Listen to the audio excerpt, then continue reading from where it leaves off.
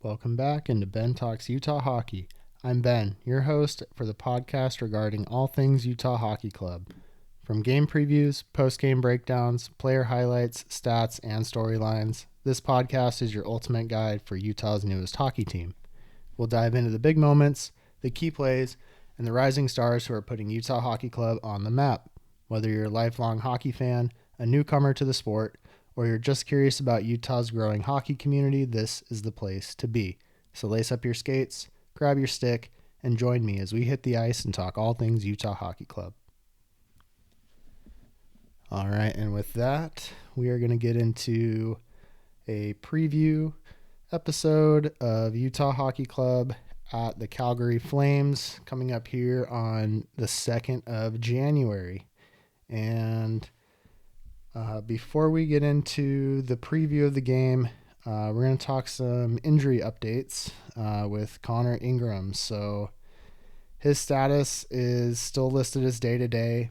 There was a transaction yesterday, then he was sent down to Tucson for a conditioning stint. He was deemed healthy enough to play, but a lot of the times when goaltenders are coming back from a long injury setback, they get sent down to the AHL for 2, 3, sometimes 4 games, and longer if they need it, but I could see him being down there for just a couple of games just to get back into game shape, get the body and the eyes working again at game speed. So look for Ingram to make his NHL roster return sometime in early to mid-January, and we'll likely see Jackson Stauber sent back down to the Roadrunners when Ingram makes his return from that conditioning stint.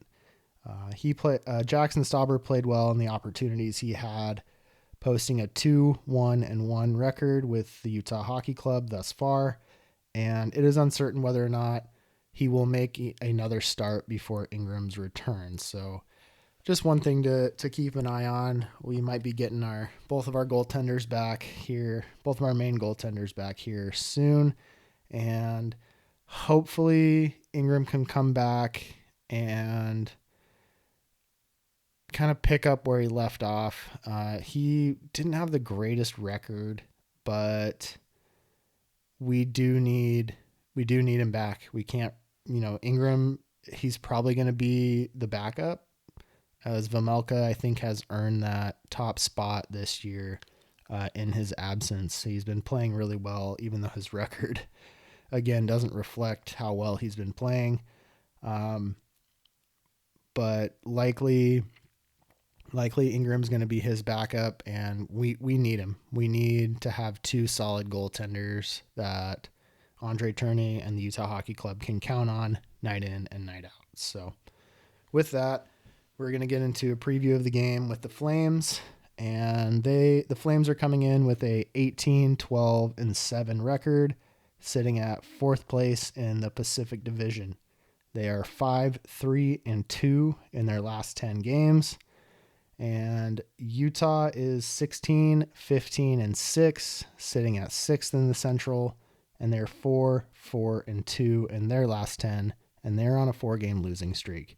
So points are going to be important in this upcoming matchup with the Flames. Utah needs 2 points to get their total to 40 on the year if they want to try to climb up in the standings.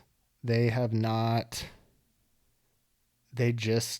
hit this skid right as we've come into this new year, and they got to turn it around. They got to turn it around soon if they want to even think about sniffing the playoffs. So huge points in this game and the next couple of games versus these Western Conference opponents. So a couple of players to watch for Calgary. Their goaltenders, Dustin Wolf and Daniel Vladar.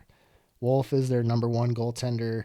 He posts a 12-5-2 record with a .914 save percentage, while Vladar has a 6-7-5 record and an .890 save percentage.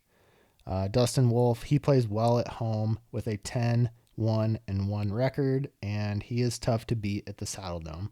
So look for Utah to try to pepper him with shots early and get something going in that first period and take that first period lead. So another player to watch, Jonathan Huberdeau for the Calgary Flames. He's their points leader with 29, and Nazem Kadri is in second place on their squad with 26 points. And the Flames are playing pretty physical hockey as of late. In their last game versus the Canucks the other night, they had a handful of fights and over 44 penalty minutes in one period between the two teams. And they're a team that will stick up for their guys. And as this season has gone on, they've been gelling pretty well as a squad. So their record's a little bit better than Utah's, and they've been playing better hockey as of late in this last month. So they're also a team coming into this season that did not have playoff hopes or expectations, but that seems to be changing around their locker room, and they'll be trying to make it into one of those final playoff spots or a wild card position as they push towards the midpoint of the season. Now getting into some Utah players to watch. We've got, first up, I'm going to talk Karel Vejmelka. He's likely going to see the net. He's got that 8-10-2 record coming into this one, losing 3 of his last 5 starts, but he comes with a .916 save percentage and a 2.40 goals against average, and he needs to have a hot start in that first period, like I said. And in that seemingly troublesome second period, his defense needs to give him a chance.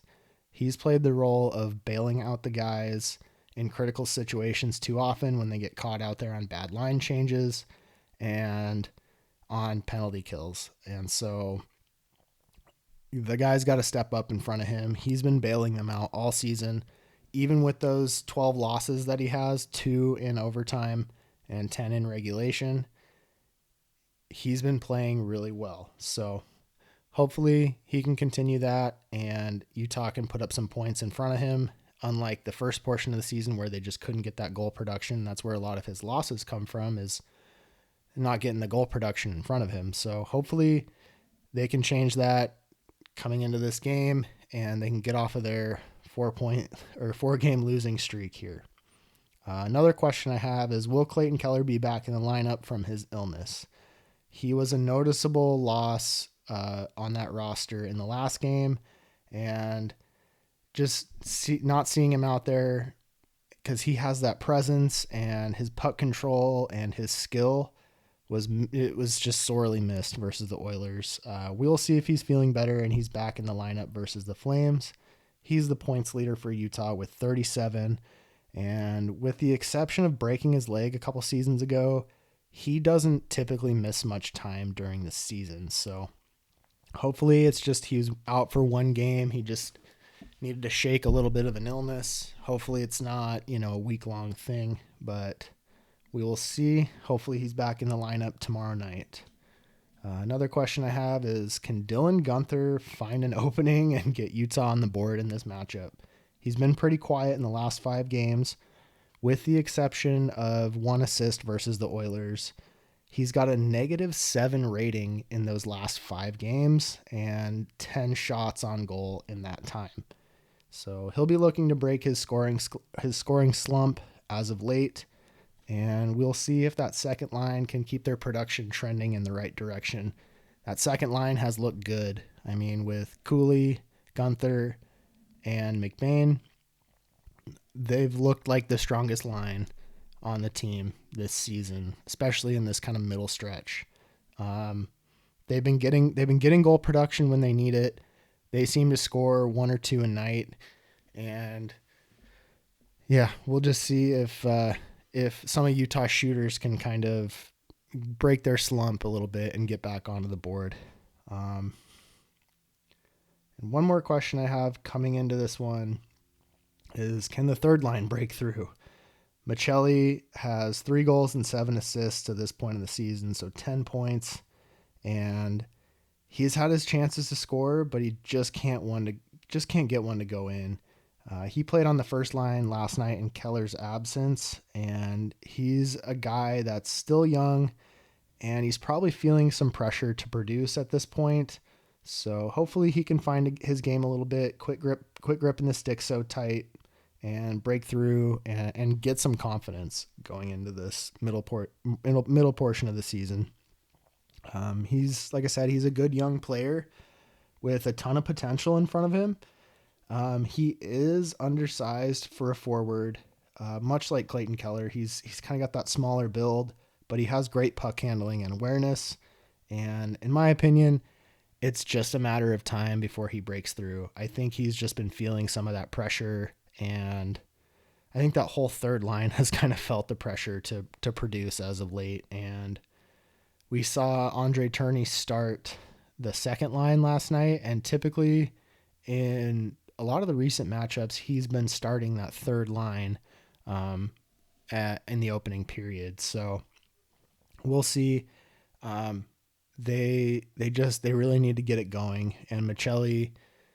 I think once Michelli gets a couple to drop, that whole line is just gonna start producing. So hopefully we can see that here in the next game, and we'll see what happens. We'll see what happens tomorrow night as Utah squares off with Calgary in the Saddle Dome. I think that's gonna do it for this episode. Just a quick one here. Tune into the post game show following the game where I recap the matchup. Like, subscribe, and follow Ben Talks Utah Hockey on all platforms to stay up to date with all things regarding Utah Hockey Club. We'll see you on the next one.